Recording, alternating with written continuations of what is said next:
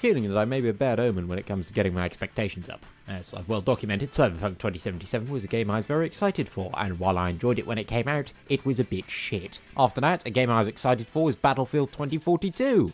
Look how that one turned out. However, some good came out of it, namely that the older titles went cheap for a few weeks on Steam, so I picked up Battlefield 4 and...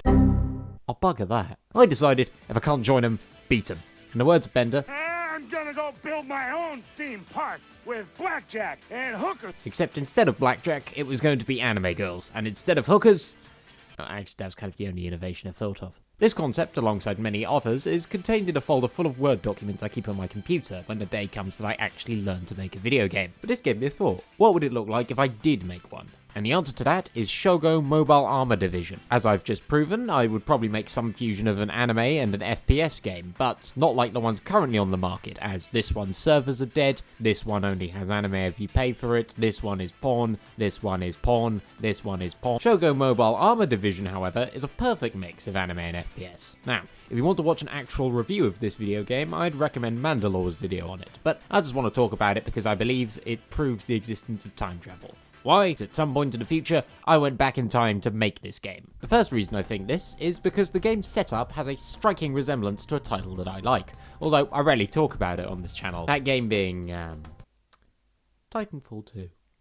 Have you guys played Titanfall 2 yet? Not only because the story is split between mech combat and infantry combat, but the story is basically the same. Humans have expanded into the galaxy, some of them are basically farmers who decide to rise up against a giant interstellar corporation that bleeds all their resources dry. Except this time, you play for the IMC. People who play this game may not know this, because they have confined the entire story to this one desk in this one level. And believe me, I mean all the information. But as I mentioned, the gameplay is also similar, with the weaponry for pilot and mech being very different. The pilot gets 4 varieties of things bullet comes out of, 2 things balls come out of, and a rocket launcher. The mechs get lasers, rockets, 4 rockets at a time, slightly slower lasers, slightly faster bombs, and a sniper, which is infinitely less fun than the lasers. This is a boomer shooter, hard like Doom before it, except instead of fighting demons, you fight mechs that are made of explosives, and tanks that are made of explosives. And instead of hell and a Mars facility, you fight through cities that are also made of explosives for some reason. The second reason I think this game was made by me is because it's very unabashed about how it goes about anime. It has its own anime opening, it tries having anime sound effects, and the characters all have Japanese names like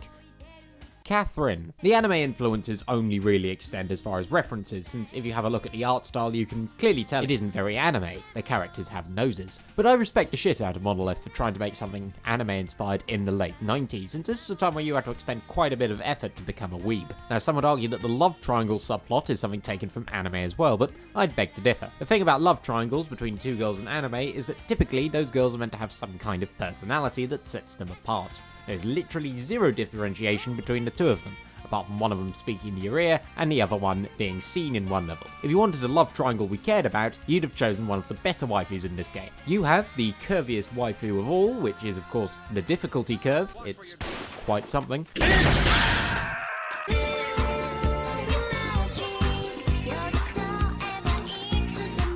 You have this tsundere right here, who pushes harder than an Octane player. Keep it in your pants, pal. There is this very sexy person here, who gave me the advice that actually got the Steam version of this game to run on my computer. And of course, we have this random NPC who ducks for cover after you assassinate their colleagues. Because, well, that moaning...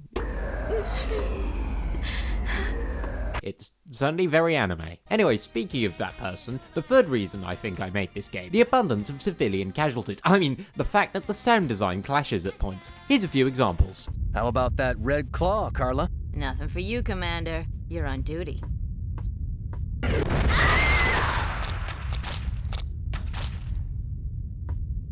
Oh fuck, wrong clips.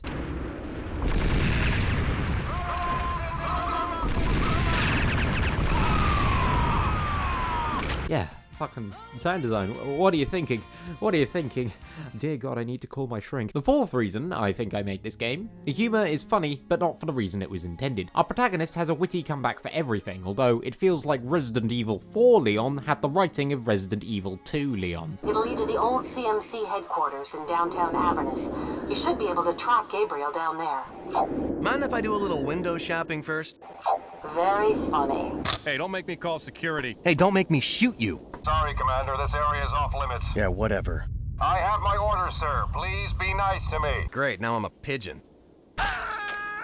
Then we just come to the random signs such as Amish death metal, but that's a popular documented example. There's a lot more funny stuff if you go into the level, I don't know its name, 16_slums. There's this fish store where I get body shamed. And then there's a magazine store where there are interviews with Tess Tees and In-Depth from A-Nally. And finally, if you haven't heard of the infamous cat level, then I recommend you watch that Mandalore video I mentioned earlier. But I will say it rewards you with a doll. And this doll will stay in your weapon inventory for the entire rest of the game, and if you replay the game, it'll still be there. There is also a multiplayer mode.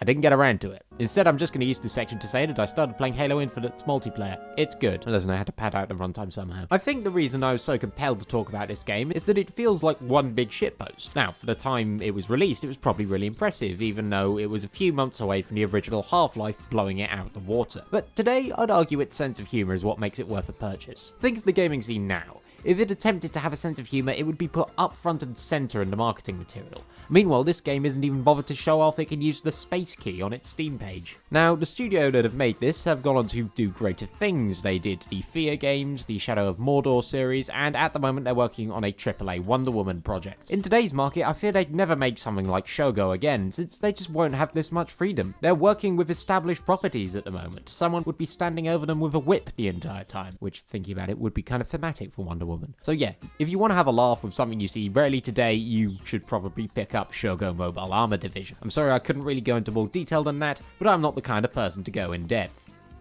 That's A-Nally's job.